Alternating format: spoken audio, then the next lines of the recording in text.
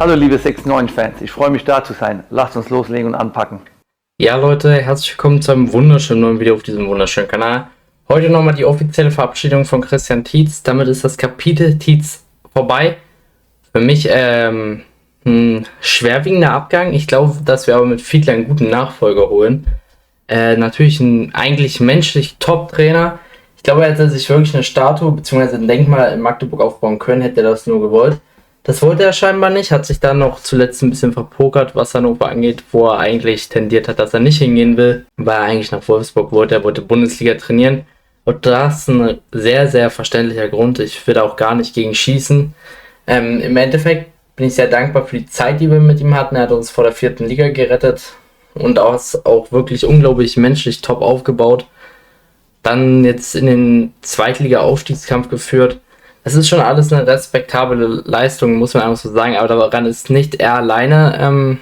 Er ist nicht der Alleinige, der das geleistet hat, sondern auch vor allem den Ottmar Schock, der unglaubliche Arbeit geleistet hat, was sportlich angeht.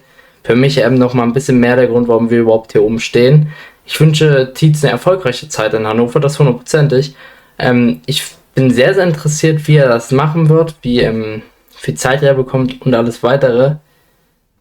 Vor etwa 4 Jahren, sogar fast vor 4,5 Jahren, sind sie zu uns gekommen, auch Kilian, und haben was aufgebaut, was man in Magdeburg sich zu dem Zeitpunkt überhaupt nicht hätte vorstellen können. Eine Stadt, die Zweitliga-Fußball lebt. Zu dem Zeitpunkt hat man gedacht, 3. Liga wäre schon schön. Aber nee, wirklich das Spielsystem revolutioniert beim FCM. Und auch Ottmars Statement können wir hier, glaube ich, ganz gut zusammenfassen. Ich lese das einmal vor. Die gemeinsame Zeit mit Christian Tietz und André Kehren über mehr als 4 Jahre war sehr intensiv und vor allem vom sportlichen Erfolg geprägt. Mit dem Klassenerhalt in der 3. Liga, dem Aufstieg in die 2. Bundesliga und der darauffolgenden Etablierung haben wir eine erfolgreiche Ära für den FCM geprägt. Das wird uns allen in Erinnerung bleiben. Vor allen Dingen der Zusammenhalt in der Mannschaft und im Trainerteam war außergewöhnlich gut.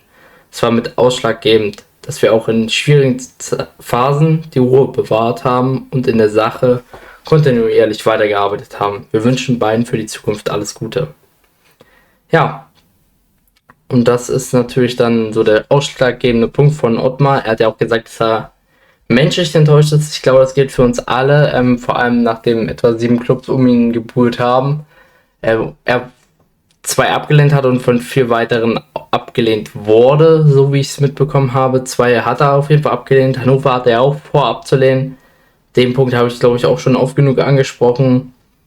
War da eher dagegen, weil er, wie gesagt, ein Angebot von Wolfsburg hatte. Aber das ist so ein Ding, da müssen sich Hannover-Fans aussetzen. Das muss mich überhaupt nicht mehr interessieren. Grundsätzlich ist einfach nur zu sagen, dass ich glaube, dass die nächste Saison sehr, sehr interessant wird für Hannover, weil sich viel ändern wird im System. Viele Spieler werden sich ändern und das ist ja auch der ausschlaggebende Punkt, dass unter Tietz sich was ändert. Wie gut das funktionieren wird in Hannover, bin ich sehr interessiert daran. Wenn es funktioniert, auf Anhieb, was im Normalfall bei Tietz nicht immer so ist, dann werden sie um den Aufstieg spielen. Wenn es nicht funktioniert, wird es im Mittelfeldplatz und dann muss man halt gucken, wie Hannover darauf reagiert. Denn Tietz braucht eigentlich immer eine Saison, um erst richtig in den Zweitliga-Fußball reinzukommen, hat jetzt auch beim FCM im Endeffekt 2 Saisons gebraucht, um die individuellen Fehler abzustellen. In Hannover hat es vielleicht ein bisschen mehr Klasse. Vielleicht, obwohl ich finde, dass Marcus Mathise und John Hugonet zu den besten Innenverteidigern gehören, was Aufbauspiel angeht in der Liga. Würde mich sehr interessieren, welche Spieler auch zu Hannover gehen. Ja, für uns geht jetzt, ich denke mal, morgen wird Fiedler vorgestellt, wenn nicht sogar noch heute Abend. Und wie dann das alles aufgebaut wird. Persönlich, wie gesagt, menschlich ein schwerer Verlust. Aber er hat sich sein eigenes Denkmal zerstört. Das ist einer der Punkte, die wir ganz klar sagen müssen. Mit seinen Wechseln hin und her hat den FCM sehr, sehr lange zittern lassen. Ottmar hat es aber auch noch ein bisschen verstärkt. Dadurch, dass er sehr, sehr lange verhandelt hat. Aber in dem Punkt muss ich sagen, hat das Ottmar perfekt gelöst. Hat er gutes Geld rausgeholt für den FCM. Und da auch einiges richtig gemacht in Verhandlungen.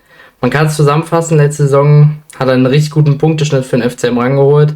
Im Pokal sind wir leider direkt ausgeschieden. In 165 Spielen für den Club. Damit wirklich ein absoluter, für mich, der beste Trainer, den ich jemals miterleben durfte. Und glaube ich auch für alle der beste Trainer nach der Wende, was sportlich das angeht. auch mit vielen individuellen Fehlern, aber er hat es einmal gezeigt, dass er uns in die zweite Liga Aufstiegskampf geführt hat, dass er es kann. War bei Hamburg schon ein guter Trainer. Hab mich sehr gefreut, als er zu uns kam. Das hat sich direkt bestätigt, mit 4,5 Jahren komplett guter Arbeit. In schwierigen Zeiten hat man ihn in den Rücken gesteckt, wie auch Ottmar gesagt hat. Das Vertrauen zahlt er jetzt nicht unbedingt zurück. Aber ich glaube trotzdem, auch wenn ich immer mit ihm persönlich gesprochen habe, wenn ich die Situation geschafft habe, wenn man jemanden getroffen hat, vom Stadion oder wie auch immer, war immer menschlich ein absolut korrekter Mensch. Ja, hat 1,59 Punkte im Schnitt geholt. Auch das ist ein richtig guter Schnitt für einen Verein wie uns. Als wir wirklich auf gut Deutsch aus der Versenkung kamen in der dritten Liga Abstiegskampf, gefühlt eigentlich schon abgeschrieben worden von der ganzen Welt.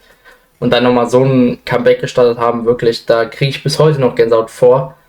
Und dazu habe ich ja auch schon ein Video gemacht mit der Storyline, wie alles so weit ging bis zu dem Zeitpunkt hier. Auch das könnt ihr euch gerne anschauen. Daran hat Tietz sehr, sehr viel richtig gemacht, sehr, sehr viel Teil dran. Er hat viele Spieler gut entwickelt, das muss man auch sagen. Viele haben ja immer wieder die Kritik an ihm, dass er kaum auf Youngsters setzt. Das ist nicht ganz richtig, wenn man die holt aus anderen Vereinen, wie zum Beispiel Schalke 04 hatten, die sich immer gut entwickelt. Ein gutes Beispiel ist da Jason Checker, auch Martin Kassel, der sich top entwickelt hat. Es gibt viele Beispiele dafür, viele haben sich auch leider nicht gut entwickelt und bei anderen Vereinen richtig gut entwickelt, beispielsweise Ciencia. Auch ein Zöller hat sich top entwickelt, bei uns wurde er auch klar besser. Also schon ein Trainer, der einiges drauf hat. Ich glaube, man muss aber hier auch sein, dass ich keine Angst vor der Zukunft habe beim FCM, weil mit Fiedler ein richtig guter Mann kommt. Und ich eher Angst habe, wenn Schork geht, weil das wird dann ein richtiges, interessantes Ding, wenn er als Nachfolger kommt.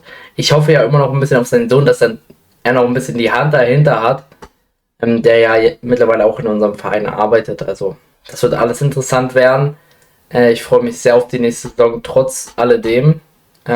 Mal schauen, welche Spieler jetzt noch vielleicht Tietz folgen und zu einem anderen Verein gehen. Ich denke mal nicht, dass sie direkt nach Hannover gehen. Dafür sind einige Spieler von uns zu gut. Das haben sie letzte Saison gezeigt. Vielleicht erste Bundesliga oder so. Vielleicht bei einem Martin Karls wird es nochmal interessant. Die ersten Trainingswochen werden interessant. All das wird kommen. Wenn Fiedler auch nochmal bestätigt wird dazu auch nochmal ein Video kommen. Denn das ist ja auch schon klar und das habe ich auch schon vor einer Woche circa gesagt, dass alles klar ist. Viele haben mir da noch nicht geglaubt, aber es ist so. Wurde nun jetzt auch bei Hannover vorgestellt. Die Fans freuen sich, das kann ich absolut verstehen. Wie gesagt, man sollte immer den Hintergrund davon wissen. Danke nochmal Tietz und damit war's mit diesem Video. Lasst gerne ein Like und ein Abo, da würde mich sehr supporten und damit bis zum nächsten Mal. Ciao Leute.